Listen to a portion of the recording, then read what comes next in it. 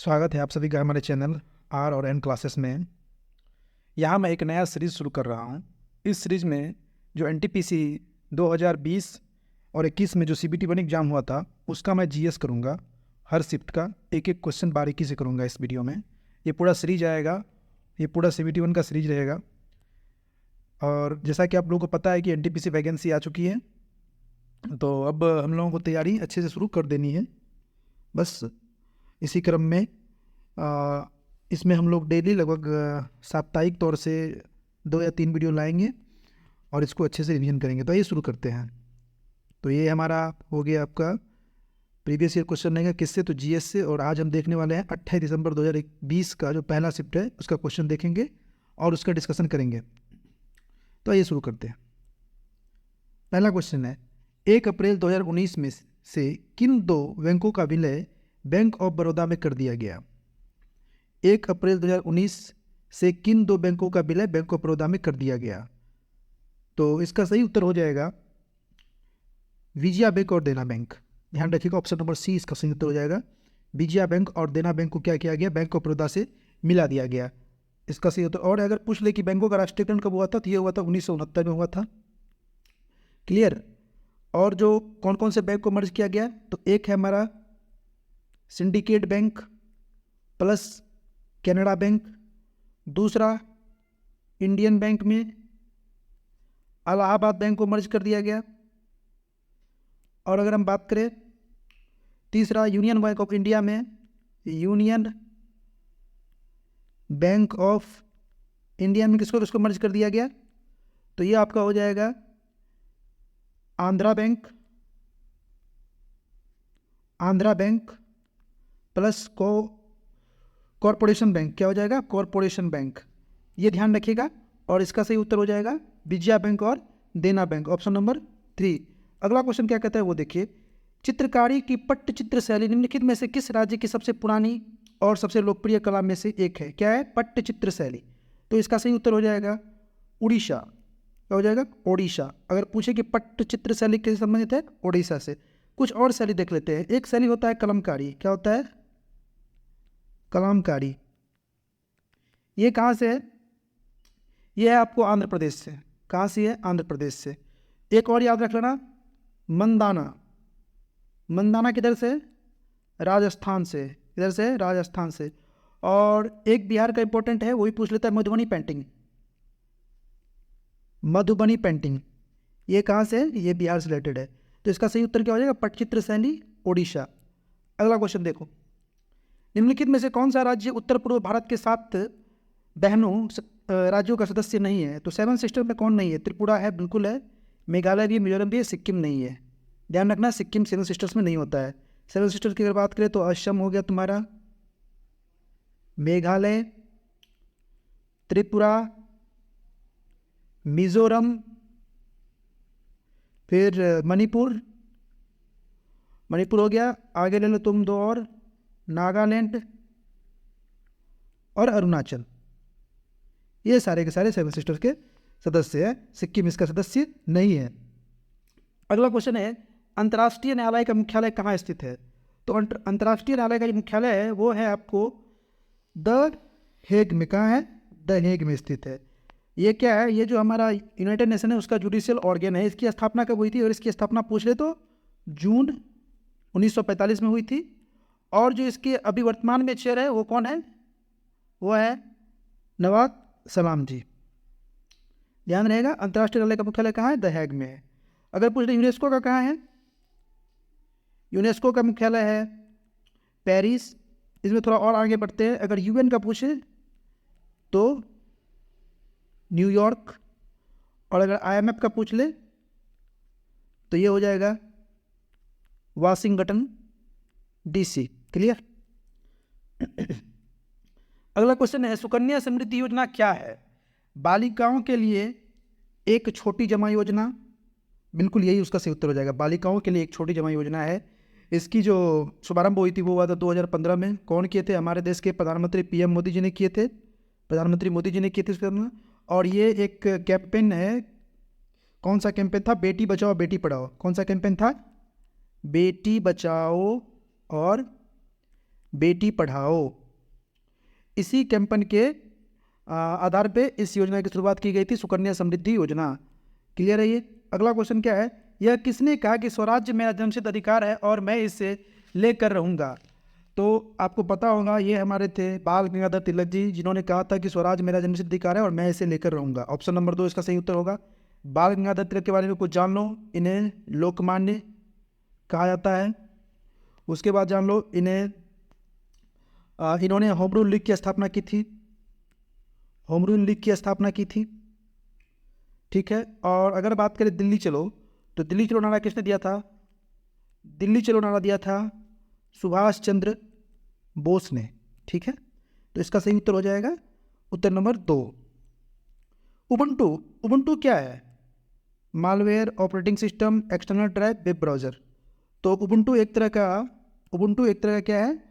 Operating system है। क्या है? ऑपरेटिंग सिस्टम है। ध्यान रहे, अगर कुछ और ऑपरेटिंग सिस्टम के अगर एग्जांपल मैं बताऊं आपको, तो इसमें आ जाएगा आपका लाइनक्स, फिर आपका आ जाएगा यूनिक्स, ले लो डॉस, विंडोज, क्या हो जाएगा? विंडोज। फिर ले लो उबुंटू, जो भी बता पढ़ा क्वेश्चन ही पूछा उबुंटू। उसके बाद ले लो तुम मैक ओएस। ये सारे के सारे ऑपरेटिंग सिस्टम है, तो उबुंटू भी क्या है? एक ऑपरेटिंग सिस्टम है। आइए अगला क्वेश्चन देखते हैं। गोबी मरुस्थल निम्नलिखित में से किस महाद्वीप में स्थित है? तो गोबी मरुस्थल एशिया महाद्वीप में स्थित है। इसका जो मेन पार्ट है वो आपको कहाँ कहाँ मिलेगा? मंगोलिया और चाइना में मिल जाएगा आपको। ठीक है, ये एक कैसा मरुस्थल है? ये एक कोल्ड मरुस्थल है, एक ठंड मरुस्थल है। ठीक है, और ये दुनिया का 5वां सबसे बड़ा 5th लार्जेस्ट मरुस्थल है, ध्यान रखिएगा। इसका सही उत्तर क्या हो जाएगा? एशिया हो जाएगा। कंप्यूटर के किस भाग को इसका मस्तिष्क कहा जाता है? तो सीपीयू, जिसको हम लोग कहते हैं central processing unit, option number 1 हो जाएगा। सीपीयू के भी 3 पार्ट होते हैं, एक होता है एएलयू, अरिथमेटिक लॉजिकल यूनिट, एक होता है कंट्रोल यूनिट, एक होता है मेमोरी यूनिट। ठीक है, इसमें ध्यान रखना, कंट्रोल यूनिट जो होता है इसको हम लोग कहते हैं नर्व सेंटर ऑफ कंप्यूटर। क्या कहते हैं? नर्व सेंटर ऑफ कंप्यूटर कहते हैं। और अगला क्वेश्चन देखते हैं, सबरीमाला मंदिर कहाँ स्थित है? तो इसका सही उत्तर हो जाएगा केरल। ऑप्शन नंबर 1 इसका सही उत्तर हो जाएगा केरल। यहाँ पे कौन भगवान है? तो लॉर्ड अयप्पा। कौन है? Lord Ayyappan temple. निम्नलिखित में से कौन सा मार्ग श्रीनगर और लेह को जोड़ता है? तो श्रीनगर और लेह को जोड़ने वाला जो पूछ रहा है कि ये कौन सा मार्ग है, यानी कि कौन सा सुरंग है, तो ये हो जाएगा आपको जोजिला। ऑप्शन नंबर 4 इसका सही उत्तर होगा जोजिला। जोजिला क्या करता है? लद्दाख के लेह को श्रीनगर से जोड़ता है। ठीक है, ये 2018 में ये प्रोजेक्ट शुरू हुआ था। कुछ और अगर हम बात कर ले, तो एक और पास की हम बात करते हैं, 2-3 पास को हम लोग देख लेते हैं कौन कौन सा है। तो देखो, एक है बारालाचा पास, बारालाचा ला पास। ये क्या होता है? ये हिमाचल के लाहौल को लद्दाख के लेह से जोड़ती है। दूसरा देख लो, अच्छा सिक्किम में कौन कौन सा पास है? तो सिक्किम में 2 पास है, नाथुला और जलेपला। ये कहाँ पे है? ये दोनों सिक्किम में है। नाथुला पूछ ले कहाँ है और जलेपला पूछ ले कहाँ है, तो ये दोनों सिक्किम में है। ठीक है, अगर पूछ ले रोहतांग, रोहतांग कहाँ पे है? तो ये हिमाचल प्रदेश के लाहौल में है। ठीक है, और अगर एक और पूछ ले तुमको कौन सा एक सिपकिला देख लो, सिपकिला, सिपकिला कहाँ पे? ये भी किन्नौर डिस्ट्रिक्ट हिमाचल प्रदेश में ही है। ठीक है, तो ये सब याद रखना है। और श्रीनगर लेह को जोड़ने वाला जो जिला, इसको भी याद रखना। आगे चलो, कुंडनकुलम नाभिकीय विद्युत शक्ति संयंत्र किस राज्य में स्थित है? कुंडनकुलम, ये तमिलनाडु में। तमिलनाडु में कहाँ पता है? तमिलनाडु में एक जगह है तिरुनेलवेली, ये वहाँ पे है। अगर इसकी कैपेसिटी की बात करें तो ये 6000 मेगावाट कैपेसिटी रखता है, और ये भारत का सबसे बड़ा लार्जेस्ट न्यूक्लियर पावर प्लांट है। क्या है? लार्जेस्ट न्यूक्लियर पावर प्लांट है, ध्यान रखना। ये तीनों पॉइंट्स क्या याद रखना। और अगर कुछ बात कर ले इसमें हम कुछ इंपॉर्टेंट न्यूक्लियर पावर प्लांट की, तो एक है आपका कलपक्कम। क्या है? कलपक्कम। ये कहाँ है? ये भी तमिलनाडु में है। कहाँ है? तमिलनाडु में। दूसरा बात कर ले काकड़ापार, ये कहाँ पे है? ये गुजरात में है। फिर देख लो कैगा, कैगा कहाँ पे है? कर्नाटका। और बता दूँ कैगा, कैगा रावत भाटा, रावत भाटा ये कहाँ है? राजस्थान। ठीक है, नरोड़ा, नरोड़ा यूपी। और एक देख लो कौन सा था हमारा, एक होता है तारापुर। तारापुर ये कहाँ है? महाराष्ट्र। तो इसका सही उत्तर क्या हो जाएगा? कुंडनकुलम तमिलनाडु। देख लेना ये सारा, इससे एक नंबर क्वेश्चन बन सकता है। निम्नलिखित में से कौन महारत्न सेंट्रल पब्लिक सेक्टर एंटरप्राइजेज की सूची में है? सेंट्रल कोलफील्ड्स लिमिटेड नहीं, कोचिन भी नहीं, भारत पेट्रोलियम नहीं, कोल इंडिया लिमिटेड बिल्कुल। कोल इंडिया लिमिटेड की अगर हम बात करें तो इसकी हेडक्वार्टर है वेस्ट बंगाल और इसकी स्थापना हुई थी 1975 में, ध्यान रखिएगा। तो जो ये है महारत्न सेंट्रल पब्लिक सेक्टर एंटरप्राइज कौन सा है? महारत्न मतलब पूछ रहा है कि कौन सा महारत्न कंपनी है, तो इसका सही उत्तर हो जाएगा कोल इंडिया लिमिटेड। ठीक है, अब आगे बढ़ते हैं। किसी पदार्थ की मात्रा को मापने के लिए निम्नलिखित में से किस मात्रक का उपयोग किया जाता है? तो केमिस्ट्री का ये क्वेश्चन है, इसका आंसर हो जाएगा मोल। क्या होता है? मोल होता है।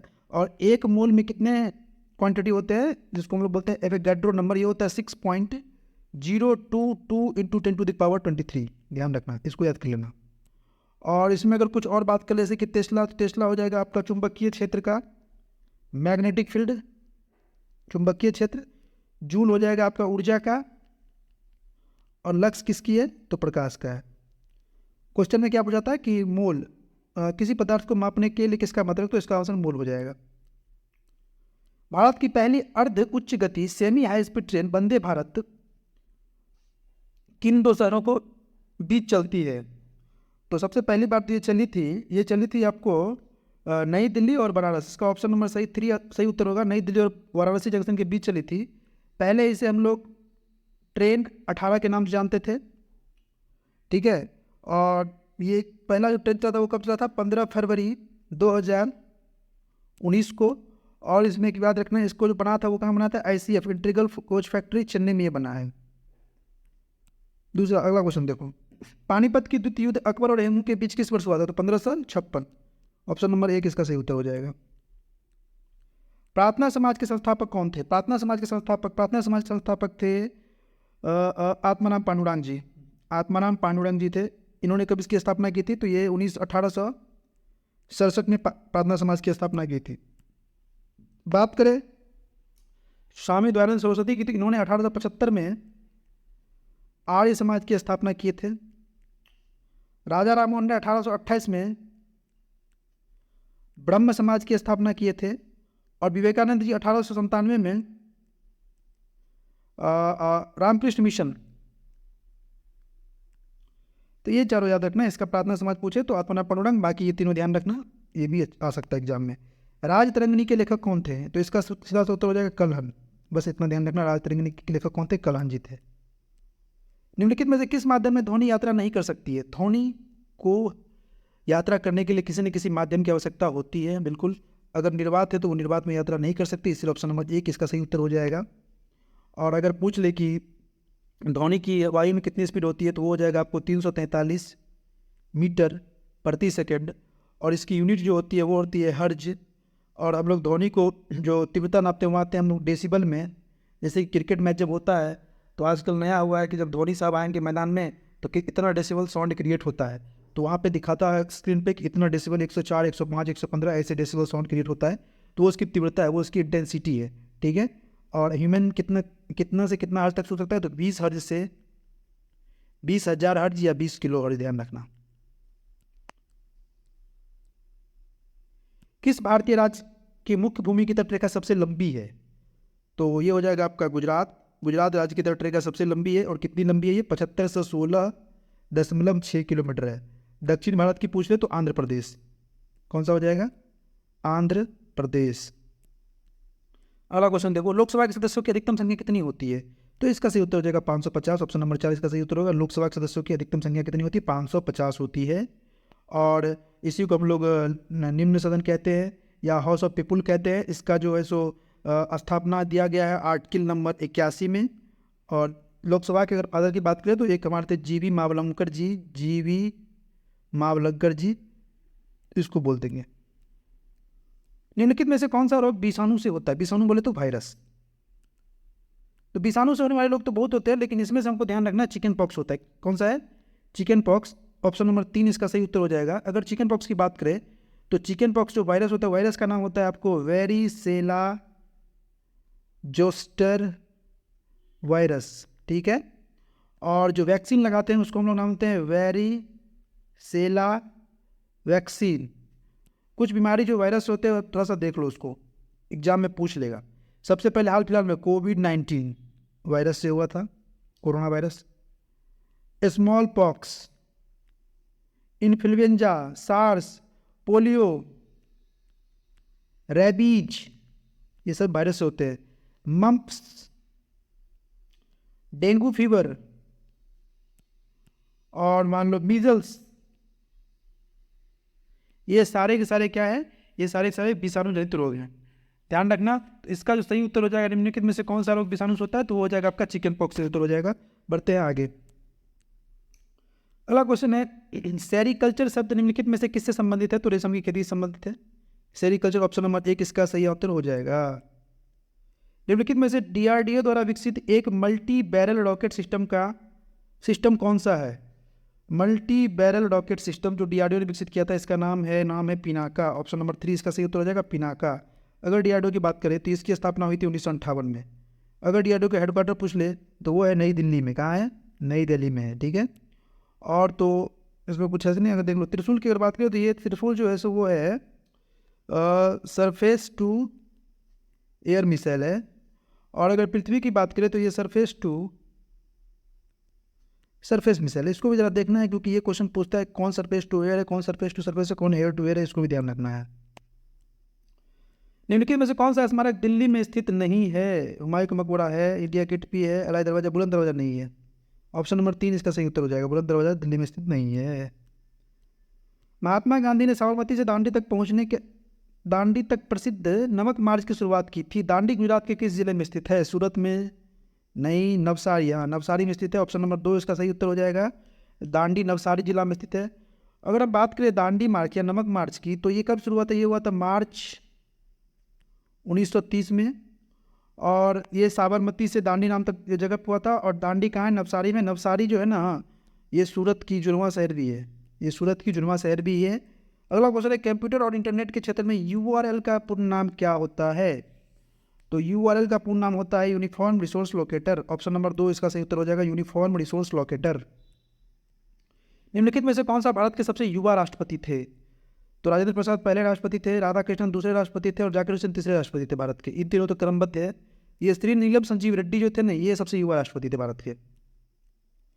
भारत की संसद द्वारा पर्यावरण संरक्षण अधिनियम किस वर्ष पारित किया गया था। 1986। वेरी इंपॉर्टेंट क्वेश्चन है, पता नहीं कितने एग्जाम में ये क्वेश्चन रिपीट हुआ, इसको आप लोग याद कर लो। पर्यावरण संरक्षण अधिनियम 1986, रट जाओ, उससे आगे कुछ नहीं। निम्नलिखित में से कौन सा देश संयुक्त राष्ट्र सुरक्षा परिषद यूनाइटेड नेशन सिक्योरिटी काउंसिल का अस्थायी सदस्य नहीं है। आपको पता है यूएनएससी में 5 परमानेंट होते हैं और 10 अस्थायी सदस्य होते हैं। 5 अस्थायी में कौन कौन है, चाइना है, यूके है, फ्रांस है, जापान तो यहाँ नहीं है। और अगर बात करें तो रूस है, और रूस है, चीन हो गया, यूनाइटेड किंगडम हो गया, रूस हो गया आपका, ब्रिटेन बता दिया ना, ब्रिटेन हो गया, 1 2 3 4, और अमेरिका 5 हो गया, ठीक है।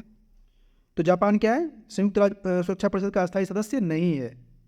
निम्नलिखित में से कौन सा सहजीवी संबंध दर्शाता है। सहजीवी संबंध दर्शाने का मतलब है कि वो एक दूसरे में जाके उसका खाना खाएगा, तो ये लाइकन है। इसका ऑप्शन नंबर 4 सही होता है, लाइकन हो जाएगा इसका।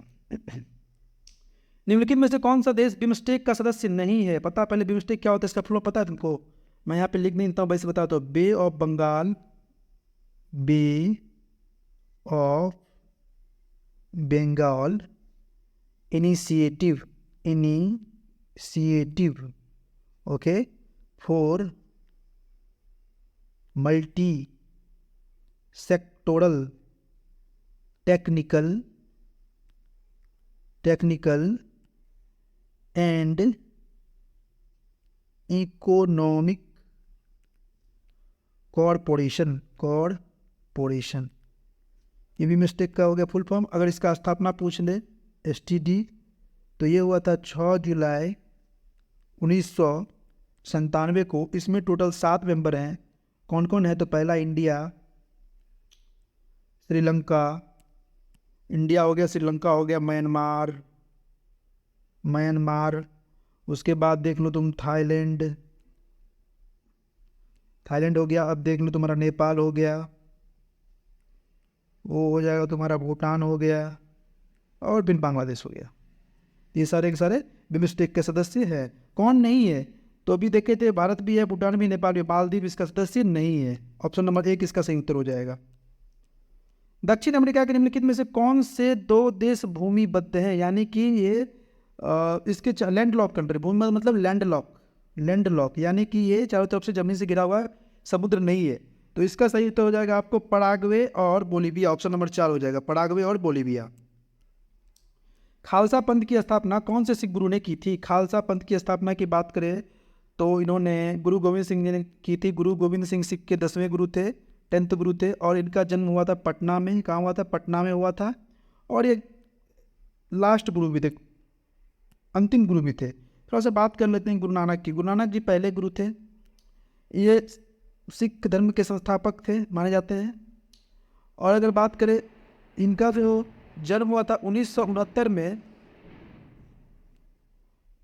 तलवंडी ननकाना साहिब पाकिस्तान में, जो आज के पाकिस्तान में है, वहाँ हुआ था। और अगर बात करें अकाल तख्त जो है गुरु हरगोबिंद की बात करें तो इन्होंने अकाल तख्त 5 अकाल तख्त में एक अकाल तख्त की स्थापना करवाई थी।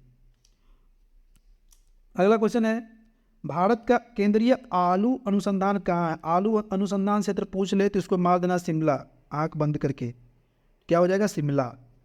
और जो अगला क्वेश्चन हमारा वो है, इसरो ने किस वर्ष मार्स ऑर्बिटर मिशन लॉन्च किया था? तो इसरो आपको ये लॉन्च किया था 2013 में। कब किया था? 5 नवंबर 2013 को मार्स ऑर्बिटर मिशन लॉन्च किया था, जिसको हम लोग मंगलयान भी कहते हैं। और पता है इसरो जो है तो ये दुनिया का चौथा ऐसा देश अंतरिक्ष एजेंसी बन गया जिन्होंने मंगल पे एक मिशन बनाया और वो सक्सेस हो गया। वो पहला इस लिस्ट में कौन कौन है? तो इस लिस्ट में देखो कौन सब है। पहले एक तो हो गया रॉस कॉस्मोस जो रसिया का है, दूसरा हो गया नासा अमेरिका, और तीसरा हो गया यूरोपियन स्पेस एजेंसी, और चौथा हो गया तुम्हारा भारत इसरो। ठीक है, तो ये मैंने सारा का सारा कर दिया आपको, पूरा एकदम जो भी क्वेश्चन था फर्स्ट शिफ्ट का पूछा वो सारा बता दिया, उससे रिलेटेड सारे फैक्ट भी बता दिए। एक क्विक रिवीजन है, आप इससे अनुमान लगाइए कि एग्जाम में किस तरह के क्वेश्चन आते हैं। ज़्यादा भीतर में जाने की आवश्यकता नहीं है, बस अच्छे से पढ़िए।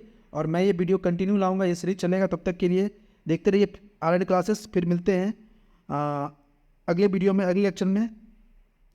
तब तक के लिए जय हिंद।